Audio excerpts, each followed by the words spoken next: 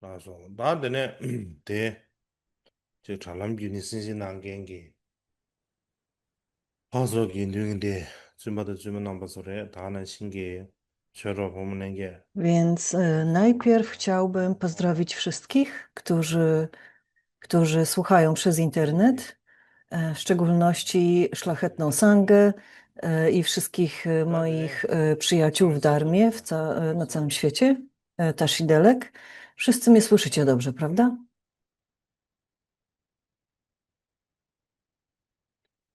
다 드린 것을 봐봐 들어야 되네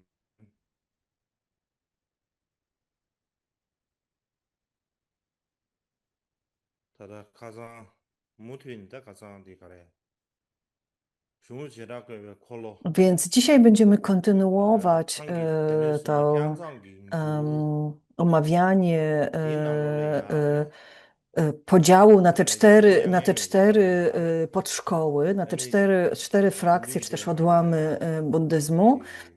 Zaczęliśmy to omawiać podczas poprzedniego wykładu i mówimy w tym momencie o tym, jak ten podział jest postrzegany, jak jest interpretowany w różnych tekstach indyjskich, staroindyjskich. Generalnie wszystkie one mówią o podziale na cztery główne, na cztery odłamy.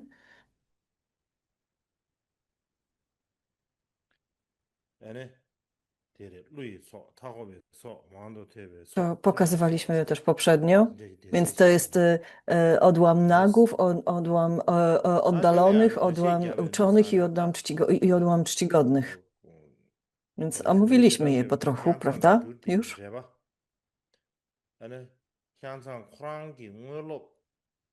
Tak jak mówiłem, istnieje komentarz do chińskiego tłumaczenia Xuanzanga,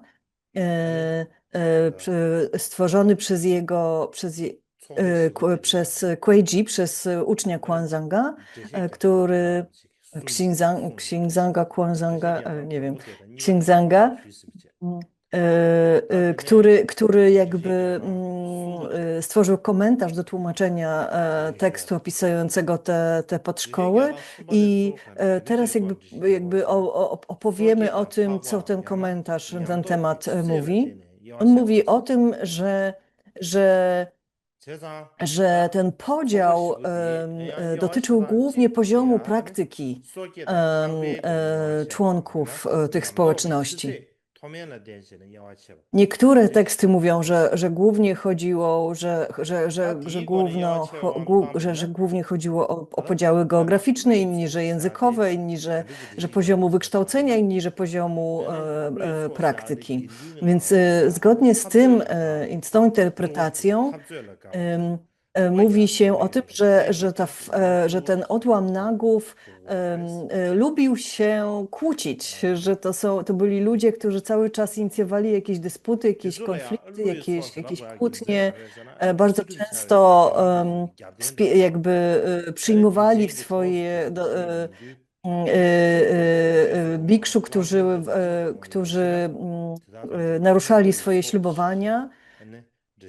I w związku z tym mówi się, że zaprzyjaźniali się z ludźmi, nie jakby złymi ludźmi i w związku z tym byli nieustraszeni jak nagowie albo nieustraszeni jak słonie, bo tak jak mówiliśmy, słowo naga może oznaczać nagę lub słonia.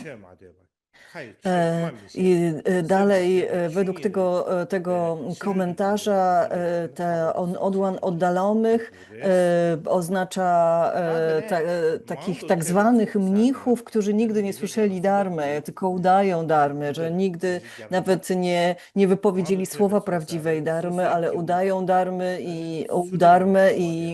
i są takimi właśnie oddalonymi od kastami. Potem odłam uczonych, to są zwyczajni praktykujący, którzy jednak utrzymują bardzo doskonałą dyscyplinę i oddają się studiom buddyjskich tekstów. Zaś odłam czcigodnych to jest odłam tych członków sangi, którzy oddawali się praktyce, którzy zrozumieli prawdę, em, em, którzy urzeczywistnili prawdę.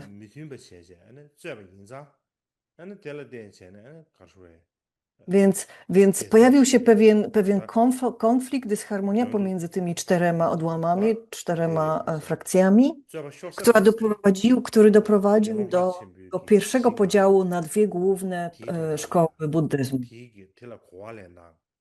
Jakby przyczynkiem takim do tych podziałów, jakby do tego rozróżniania tych czterech szkół było tych pięć punktów Mahadevy.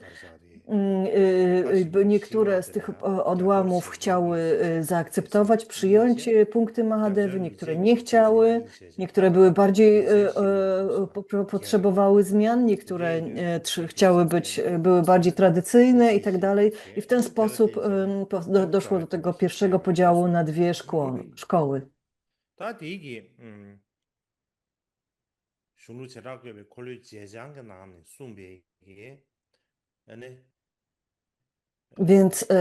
Więc to były, do tej pory mówiliśmy o objaśnieniach, o interpretacjach dotyczących tego podziału opisanych w tradycyjnych starych indyjskich komentarzach i tekstach. Teraz chciałbym opowiedzieć nieco, jak widzą to współcześni uczeni, jak współcześni badacze, jak to interpretują. Więc według nich ten podział dotyczył głównie różnic geograficznych.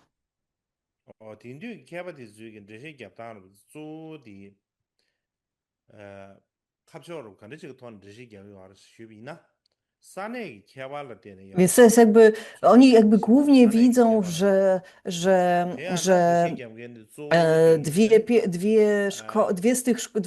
dwie z tych szkół znajdowały się na wschodnio-południowej części Indii, a drugie i dwie w południowo-zachodnich obszarach Indii i stąd jakby zakładają, że różnice dotyczyły głównie geografii.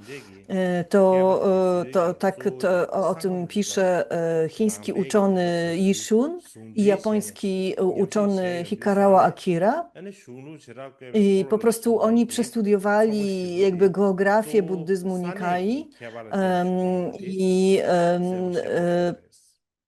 i uznali, że te różnice typograficzne, geograficzne były bardzo ważne.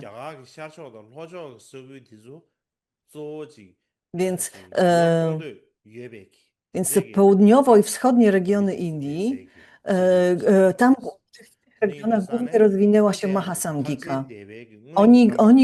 Oni głównie potrzebowali zmian, oni głównie chcieli zmian w buddyzmie. I oni również przyjmowali tych 5 punktów Mahadevy.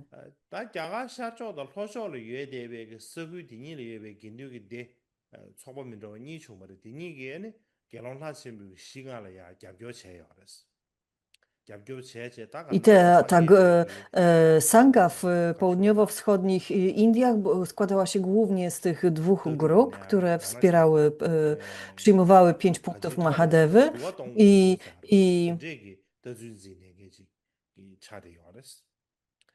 i one postulowały, że należy jakby zmienić pewne poglądy w buddyzmie, że przyjąć inne poglądy i tam głównie rozwijała się właśnie ten odłam Nagów,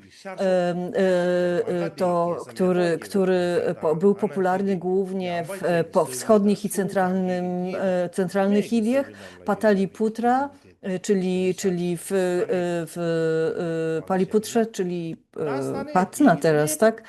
Czyli stolicy Magadhy i Vaishali. czyli jakby w 근데 tych 맞아 niższych 지역이 obszarach 갑이야 Doliny 저 Gangesu. 시디엔다 링네기 다르베고스기 떼내는 차리 알았어 근데 인도 서구 될이야 유에데베기 긴윈디기디 Więc to było jakby 전야가 taki, 첨부여버지 taki, taki 다나시 główny 긴윈디 hub 타이네 całej 다나시 사드 dynastii 될이게베기 개벽이 링가 Maurya, 다는 바로 w 세스수가 rządzącej wówczas 통나버서야 야 w 교와당 Indiach. 겹치듯이 알았지 I jak 진짜는 되네 wiemy, 섭씨가 통하네 ta 고졸이야 frakcja 모든 Nagów 얘기 była 섭씨가 bardzo 되었어 wpływowa, 차는 bardzo blisko 기준자를 królewskiego 때는다 고유 소사기 딱 겹치다 dworu i była 다들 bardzo wspierana przez 이것도 타고 królów. 붙였어야 돼. 타고 Dlatego musimy 붙여야지. pamiętać, że to była 자네 bardzo 마음이 silna 되는 게 아가 politycznie, 보죠. bardzo silna frakcja. I 엔데이거스 druga frakcja, 안다라 która 나라스 również znajdowała się 이상과함 głównie w 안다라 południowych Indiach, 프라데시 to była właśnie 어다 ta 디게 frakcja outcastów, czy też 서구리야 oddalonych. 다나신 그 돈부터 상담 Ona 서구리야 głównie, ta część 다도나 społeczności głównie 수 mieszkała 관계기 띠니 떼와라다 w królestwie 띠니 Andhra, 띠 스타를 부여되고 czyli Andhra 다나신 Pradesh 남부 상계를 obecnie i też, 최소이나 czyli jakby takich w 나를 매버도 싸고 가르비야 딘데기 południowo-zachodnich 서구리 Gatach, 고졸이야 하는 타고 em, 서구시가 czy też 되는데 유유디 dość 타를 takich części południowych Indii, 뭐라 dość oddalonych od Doliny 강계시 관세가 Gangesu. 사자들과 타를 보게 되면 I dlatego była często nazywana, że oni są właśnie oddaleni, bo jakby żyli daleko od tego głównego, centralnego obszaru Indii, który wówczas 쉐비나 za który wówczas uznawano Dolinę Gangesu. 야간우쇼 서구리 유해대백이 인신 체외기 답변은 내대비 대발라서부터 디즈그 통날이야 인신 체외기 기둥기 대디즈 통날이야 그럼 내대바다 여마드이나다 Na przykład 내대비기다 z punktu widzenia Stawirawady, czy też zachodnich regionów i zachodnich buddystów, ta południowa, ta najbardziej południowa grupa w społeczności buddyjskiej, można tak ją nazwać, w ogóle nie rozumiała, nie znała sanskrytu, była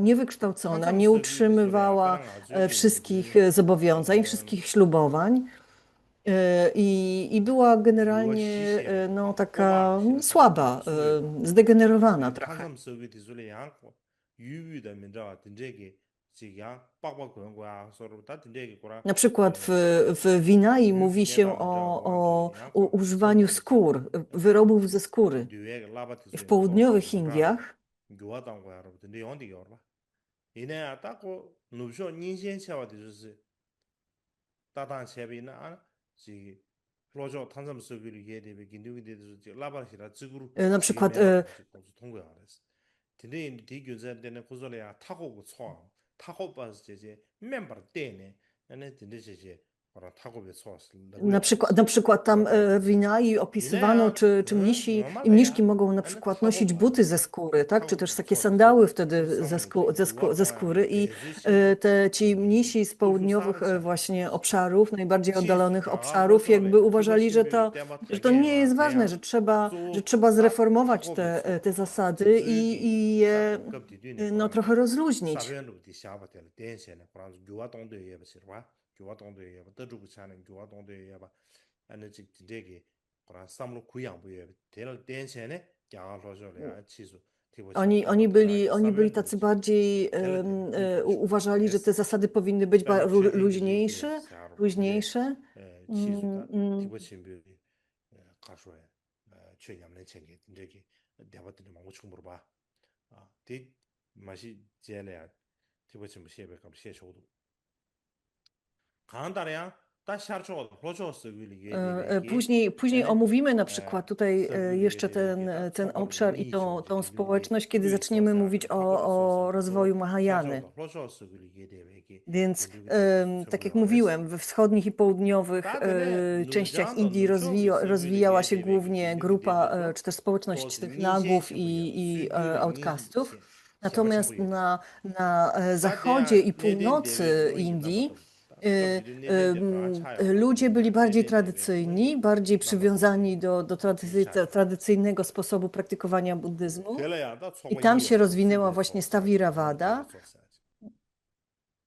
뒤 소관이보다는 수균기 떠주비네 다는 수균의 냠는 시다도 송급 챙겨 Oni, 다는 신기 właśnie tam 최강배기 rozwijały się te subtelne nauki 로조샤 Abhidharmy. 신규샤래 조르 진댕게 진대게 Em, 원본지 Oni bardzo lubili 다한테는 się oddawać 총관이에 studiom 인도사는 i 총관 당부시 właśnie 준비 rozważać takie 소샤대와 준비 subtelne 소샤대 zawiłości filozofii 산에기 토네 buddyjskiej. 제비는 그저 I właśnie 과요르스라비나 tam rozwijała 급기도 się 자가 właśnie 유유다 ten 누쇼 odłam 좀라 uczonych i 누구라는 czcigodnych. 서구다 Więc 다는디 były te 야가시 centralne i zachodnie 누장초 Indie, 카시 głównie Mathura, 카시유 카시미르 Kaszmir, 초 Gandhara. 다는 지금 간다라라서 디즈그 초라 예데베기 긴두기 디스 차데 요레스 산에 디솔리아 코란 산에 디기 네다르보다 네법으로 건드지 요레스라비나 Oni mieli 야가 taką 누장초 tradycyjniejszą 디급기 산에 kulturę 수규리네 i bardziej takie 쇼샤비레스 tradycyjne 다는 지 podejście 유에게 do zasad Vinai. 넙짐 디수 당부시다이네 W 디데기 zasadzie 당부시다 tych archatów 이 균셀데 uważali, 급 사자테는 uznawali za 예베기 bogów, bardzo ich 긴두기 czcili, 대사로야 tak, 네덴 byli 시도사 bardzo 네덴 디수 utrzymywali tą 자정 버치제 tradycyjną jakby dyscyplinę, etykę 젠스야 Vinai. 딱가다 하나는 제제베 짜심을 씹지 어레스 다나시 수균기 Oni byli 유에팀 bardzo czcili 가제게베나 archatów, 디데체고 유레사 uważali, że to 근데 byli, 수균기 że, 뉴짐 że 순교 musimy i uważali, że trzeba 쇼챔버 faktycznie 체den게 bardzo ściśle 다나시 utrzymywać 추영원발이야 zasady Vinai, 아니 żeby taki stan 로드지비루 osiągnąć, 토안의 stan 힘중 archata. 체den게 디디샤데 어레스 디균셀데네 시수 탐제 I 유에네기 대바 dlatego 딱가다 jakby 가지유야 głównie zajmowali się rozwojem Abhidharmy, bo 가지유를 써봤지 술 다르게 물어봐. 세상 너나 i 내대베 to w owym czasie 시수 było 슈 nazywane 첨부 탐색 Staviravada, 사제디스 ale 아니 później 원도 rozwinęło się w tak 자대 zwaną 버레스 kaszmirską 디균셀데 사제들이야 Sarvastivadę, 인생 która 첨부에 była 버레스 bardzo wpływową, 제사 파괴 소사 bardzo silną 그다 준비 społecznością 소사 buddyjską. 내대 받을 줄 거야. 내대 기술이야. 나 갑기도 자정 받쳐서 하는 인지고 제대로. Więc oczywiście, kiedy mówimy o archatach, czy też czcigodnich, to 총관 możemy 찍어도 powiedzieć, że to 마음도 była 되게 소사. taka 마음도 szlachetna 되게 sanga, 소사 tak? 되수 산에 원도 셰비나 구조 거와요. 그랬으라비나. 아니 추 관계 기규다. 뒤규 샤베. Ten odłam uczonych nie유에다 też, 다른 신경 갖다 원하는 지수 bardzo 자성으로 też 지다도 zamieszkiwał 원한 쌍기 tę centralną czy też górną część Gangesu, 사자 na przykład Shravasti i Sarnath. Tam, gdzie Buddha jakby żył, czy też nauczał. 사자 대라 예배 기능 대대서 군거의 균진 Można powiedzieć, że to byli tacy uczeni utrzymujący sutry, studiujący sutry i utrzymujący nauki zebrane w sutrach i głównie pochodzili z linii Anandy. Było to taka bardzo stara linia, bardzo stara społeczność buddyjska, która uczona w różnych tekstach buddyjskich, na przykład 4 agamy.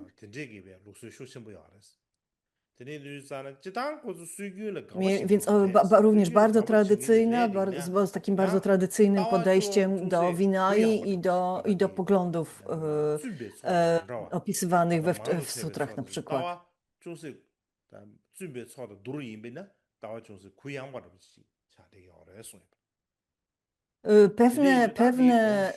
Pewne jakby poglądy o pewne jakby zasady Vinai były troszeczkę bardziej rozluźnione, troszeczkę bardziej swobodne niż w tym odłamie czcigodnich. Czcigodni uważali, że żeby osiągnąć stan archata, trzeba te wszystkie zasady utrzymywać bardzo ściśle.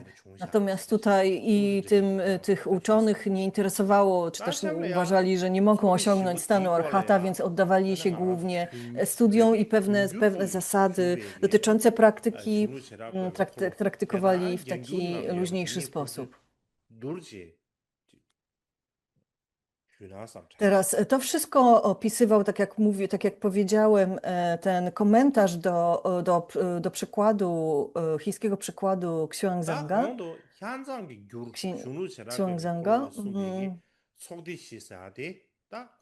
Natomiast, jak wiemy, istnieją również tybetańskie teksty opisujące ten podział, ten rozdział na 4 czy też 2 główne podszkoły. I są pewne różnice pomiędzy tymi przekładami chińskimi a tybetańskimi. Warto je zaznaczyć. 내가 제수 쪽으로 내대 루다 샤초 봐도 망도 태버로 중으로 줄도스 내가 뭐 대답을 제수 줘야지. Więc na przykład w tybetańskich tekstach na ten temat czytamy, że doszło do podziału na starszych nagów, na odłam wschodni i na odłam uczonych, czyli na 3, a nie na 4. Ale z drugiej strony, jak spojrzymy na ten tybetański przekład, to możemy też jakby założyć, że może tych starszych nagów to nie był jeden odłam, tylko to były 2 odłamy, na starszych i na nagów. Starsi to mogli być, to było słowo używane w określeniu archatów, czy też czcigodnych mnichów. I w związku z tym być może, że tutaj nie chodziło o starszych nagów, tylko chodziło o starszych i nagów.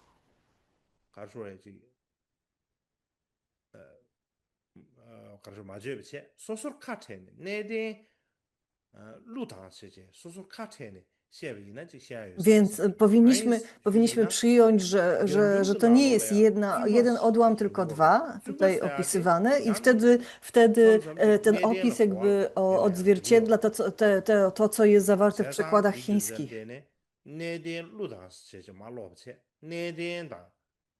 W chińskich przykładach również, w chińskim języku również czcigodny i starszy znaczy mniej więcej na te 2 określenia często używa się jednego słowa. Czy ktoś to jest starszy, taka starszyzna, to są właśnie ci czcigodni. Teraz wschodni to są to jest ta społeczność ze wschodnich regionów Indii, czyli ci oddaleni, czy też outcaści.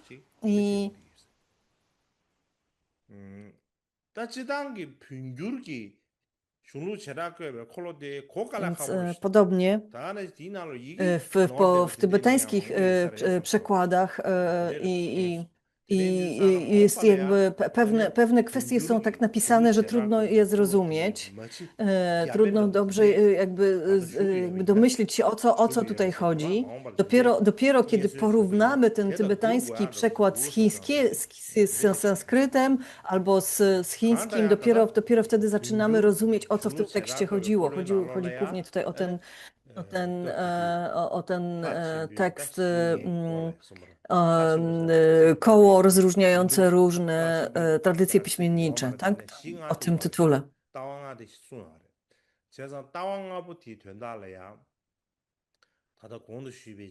Często na przykład w tybetańskich przykładach mówi się o 5 poglądach. Nie mówi się o 5 punktach Mahadevy, ale mówi się o 5 poglądach, które sprawiły, że wyodrębniły się te 4 szkoły.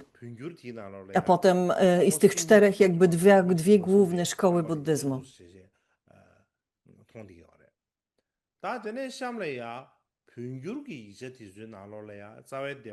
Teraz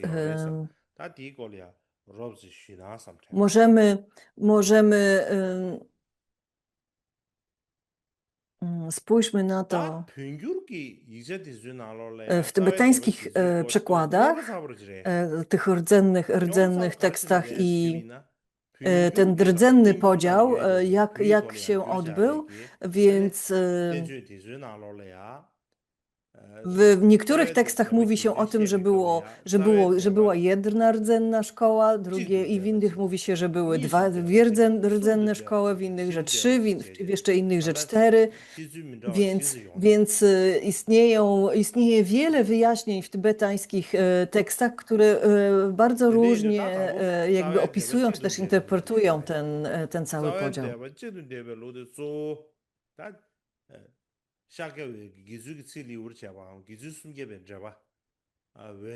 Więc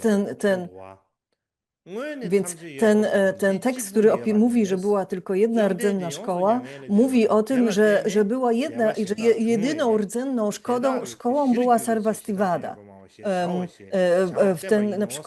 Na przykład tekst Shakyaprabhy na ten temat, przetłumaczony na tybetański, mówi o tym, że Sarvastivada w sanskrycie znaczy ci, którzy utrzymują, że wszystko istnieje.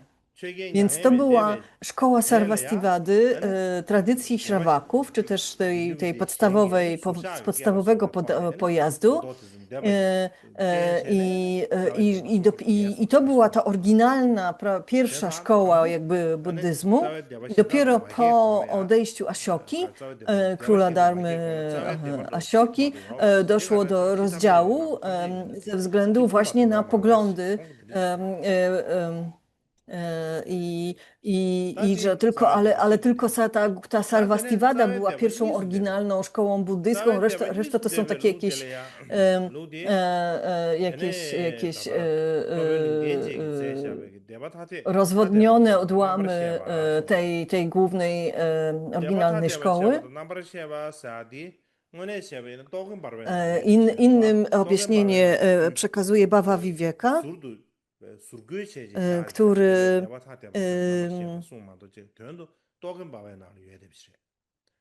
który napisał też takie objaśnienie dotyczące różnic pomiędzy szkołami. I on mówił o tym, że on mówi o trzech różnych sposobach jakby podziału tych na szkoły buddyjskie. Że najpierw, że były dwie oryginalne szkoły, że 130 lat po odejściu Parinirwany w mieście Pataliputra pod rządami króla Nandy i Mahapadmy doszło do schizmu w Sangi i doszło do rozbicia na Mahasanghikę i Staviradów.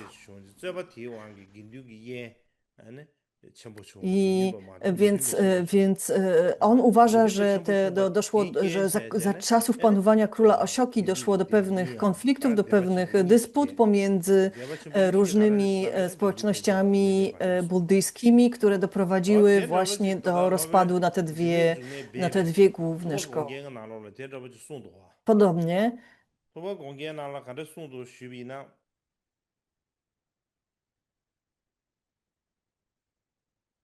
Podobnie mówi o tym ta historia buddyzmu w Indiach Taranaty, bardzo podobnie, właśnie o tym, że doszło do podziału na te dwie główne szkoły i głównie chodziło o 5 poglądów Mahadevy. Innym jeszcze tekstem, który warto zaznaczyć, jest tekst napisany przez Acharyę Bhavya Guptę.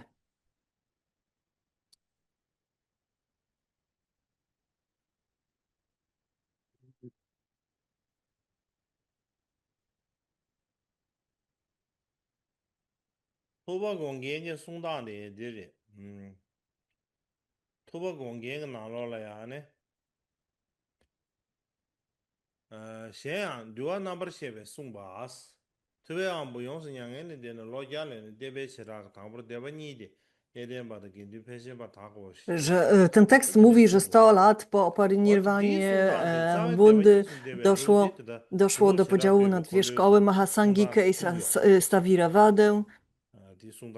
I więc jest to bardzo podobna interpretacja, podobny pogląd.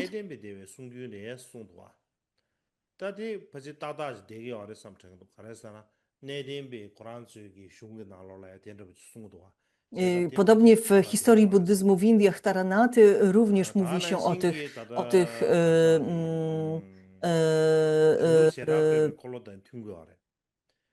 tym, że że syn króla Nandy, nazywany Mahapadma,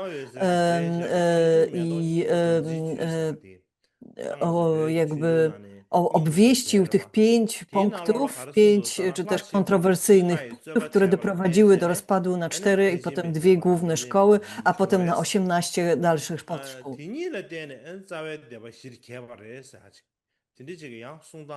I tak doszło do rozbicia na dwie główne szkoły, Sthaviravada i Mahasamgika.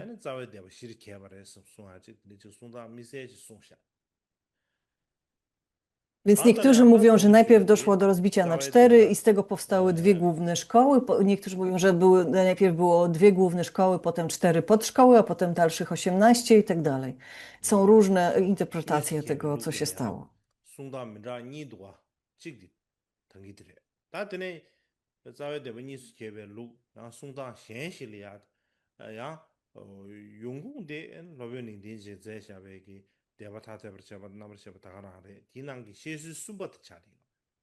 Inna interpretacja również, którą również znajdujemy w tym tekście Acharya Bavi, w którym mówi, że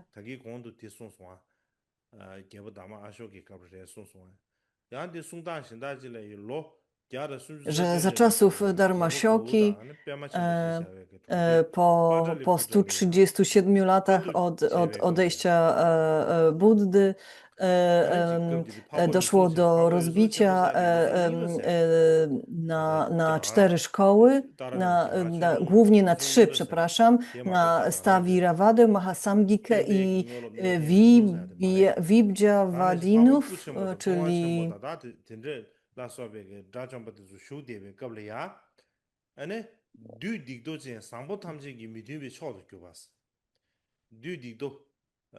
gelonga chajen zibe zundu nazo tenjenen shinga gindugi yenchen bo chebares telaya ane neden lui desa chikta yi demba i wtedy pewni bikszu ukazali pewne cuda i w ten sposób powstała ten odłam czcigodnych, odłam nagów jakby znajdował się wokół dworu królewskiego i odłam oddalonych i odłam uczonych. I wobec czego ten tekst na przykład również opisuje ten cztery główne szkoły.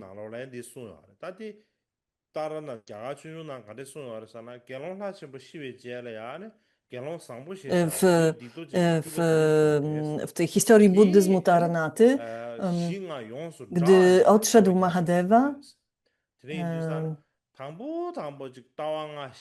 pojawił się Yitempa, czyli ktoś pewny siebie, który utrzymywał tych 5 poglądów, czy też 5 punktów.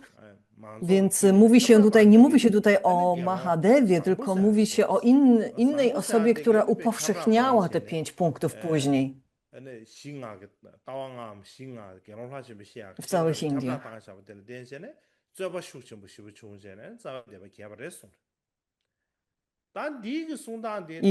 I to wywołało pewną dysputę, pewien konflikt, który doprowadził do podziału na szkoły buddyzmu.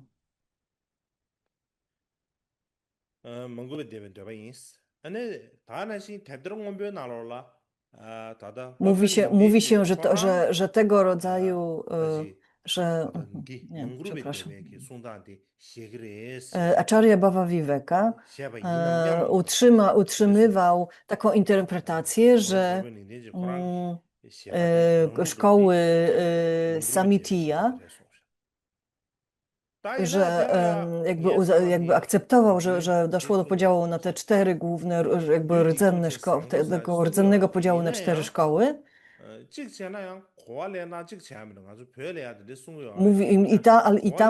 W jego tekście mówi się o takim złym bikszu Badra, który miał na imię Badra i który doprowadził właśnie do tego podziału, do tego konfliktu. Mówi się o nim, że to był zły Mara Badra.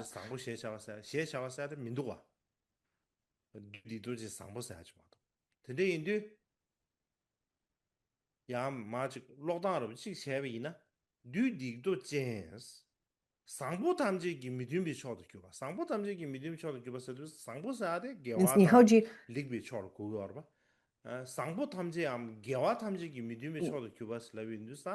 아니 딱고 독자 시비지 뭐 총고 봐. Więc Badra generalnie 이거는 mówi, 비슷하게 znaczy 동원도 doskonały, 찾아야 czy też dobry, 그래서 więc 따디고 takie 그 sformułowanie 캐주얼 Mara 시행하고 Badra 마도베기 może 명료하게 oznaczać, że to był ktoś, 야 그대지 kto 고아지래 był przeciwny wszystkiemu, co dobre. 못하면 Jakby 동원도 찾아야 był 고아래 사실 antybadrą.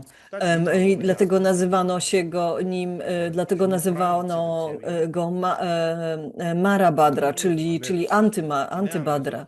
교육이다 빼지 I 말고 często, 제가 więc mówi się 뒤뒤도 czasami, że to nie było 상고시에서 jego imię, tylko po prostu takie 고랑 określenie, że, 중코랑 że 잡고 to był 이거 ktoś, 시작시다 kto był 되게 przeciwny 야 wszystkiemu, co 되게 dobre i 다 말해 doskonałe. 하면 또 이내하다 고랑 슝코랑 나눠래야 뒤뒤도 상고시에서 해야 됩니다 아직 삼당과 지래도 삼사로도 딱 안다래야 대번인 대별로 와 대번인 Nigdzie nie mówi 대 się o tym, że to 얘는 było jego 문그룹의 imię. To 대회 시에다 najprawdopodobniej to po 시다 prostu tak w ten 내림의 sposób 대회 go 시에다 określano. 니 중인 그래 아 디니니가 로도데 로벨링 렌즈에게 다 대바 타 대바 제가도 넘버 시에바사 디나올래 손여비 다시 함래야 자외 대바 숨도 대별로 자외 Więc 대바 teraz 숨도 jakby 대별로 omówimy 대한 로벨링 sobie 렌즈에 cechy charakterystyczne 넘버 시에 디나로 숨 디나올래야 tych czterech 자외 głównych 대바 jakby 숨수 szkół. 메다 숨숨에 I 나네 to jest 숨기 디디 według opisu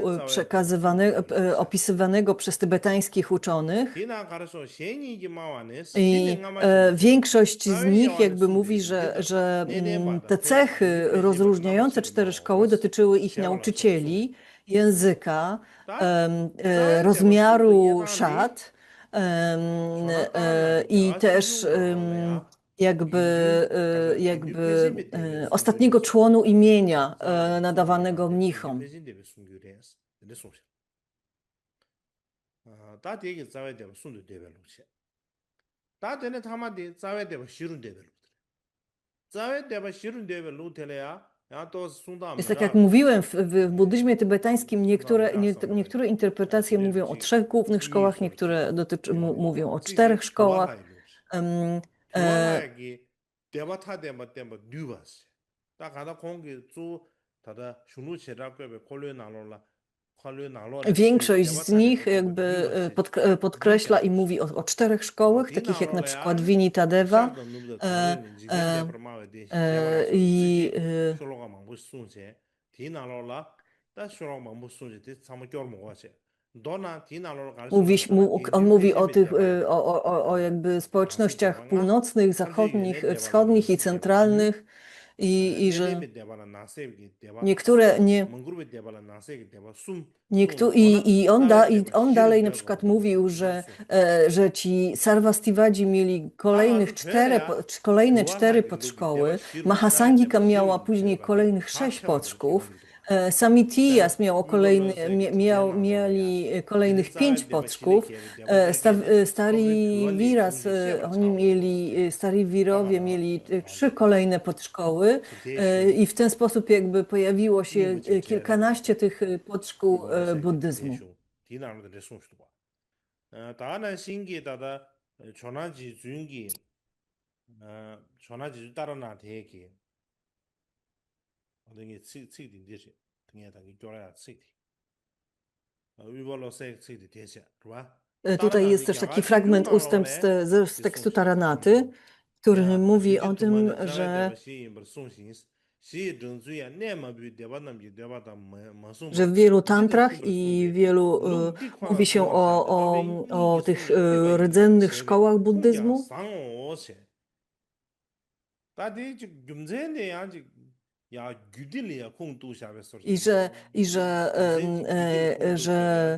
Że ten podział na 4 szkoły, na 4 główne szkoły jest opisywany w tantrach i źródłem tej informacji jest Acharya Vasubandhu, który jest doskonałym źródłem, więc musimy przyjąć, że tak właśnie było, jak Vasubandhu pisał.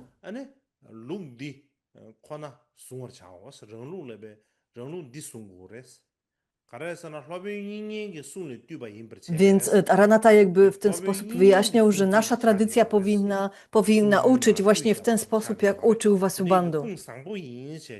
근데 송도화. że ta interpretacja, ta wiedza pochodzi z jego linii, z Wasubandu, która jest czysta i tak dalej. I stąd jakby przyjmuje się, że były te cztery szkoły, a nie 3 na przykład. 로빈 듀얼레 순단지도 로빈 빼면로사. 로빈 빼면서 다딩아란주 로빈은 뭐지? 대파지 Był również taki uczony Acharya Padma. Nie wiemy, czy to był Padmasambhava, czy po prostu jakiś inny Acharya Padma. Nie wiemy, kto był dokładnie autorem tego tekstu, ale to jest taki tekst, który się nazywa Pytania dotyczące pierwszego roku nowicjatu. I on również mówi o tym podziale na te 4 podszkoły i mówi o kolejnym podziale Mahasangiki na 6 szkół, nagów na 5 szkół, tych czcigodnych i na 3 szkoły.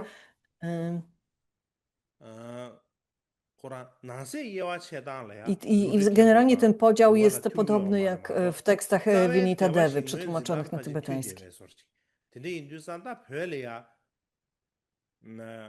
Te różnice na te kolejne podszkoły, znaczy te różne poglądy różnią się na tym, jak dochodziło do tych kolejnych jakby podszkół i kolejnych podziałów, ale generalnie zgadzają się co do tych 4 głównych podszkół.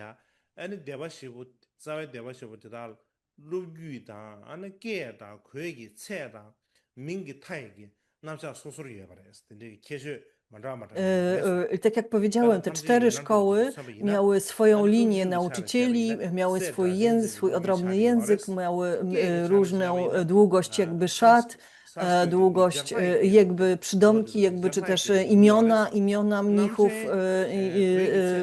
brzmiały nieco inaczej. Na przykład w Sarvastivadzie ta linia pochodziła od Rahuli, od syna Buddy. Oni głównie recytowali w sanskrycie, ich głównym językiem dharmy był sanskryt. Długość jakby szaty to było 25 tych łat. A ich insygniami był błękitny lotos albo inne tego rodzaju kwiaty, a w imieniu zawsze mieli pal, albo albo drakpa, albo zangpo. W Mahasangice na przykład ta linia pochodziła od Arhata Mahakasyapy.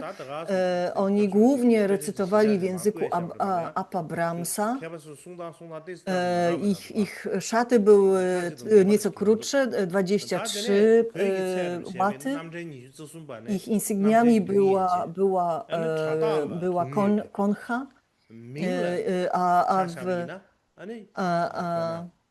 A w imieniu zazwyczaj mieli Jesher, Bepa albo Ningpo, na przykład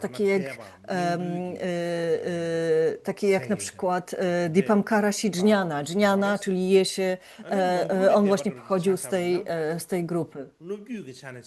Teraz inna szkoła Samitiya, która pochodziła od Upali.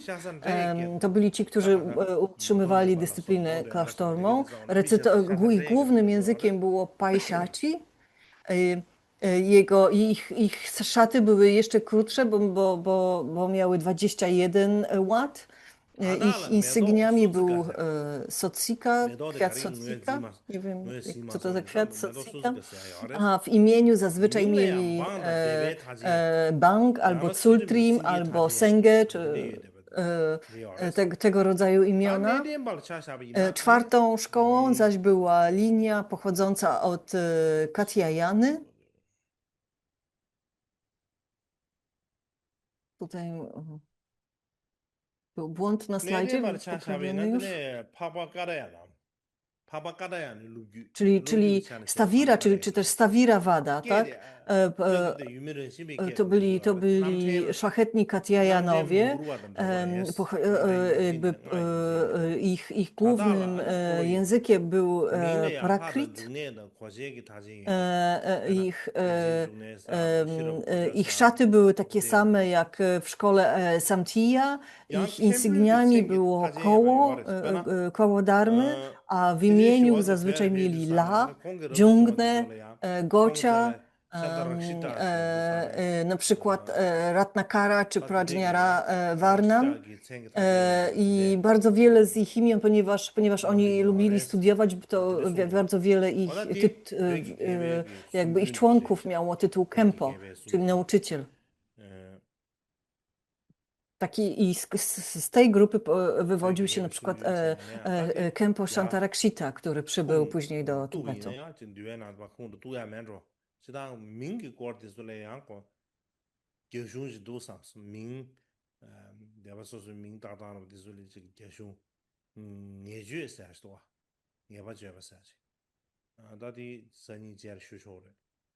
Istnieje również tekst, który mówi, który opowiada o tych wszystkich imionach, o tych różnicach pomiędzy tymi szkołami właśnie dotyczących imion, szat i tak dalej. I który opowiada o jakby cechach rozróżniających te wszystkie szkoły, o tych różnych językach i tak dalej, i tak dalej.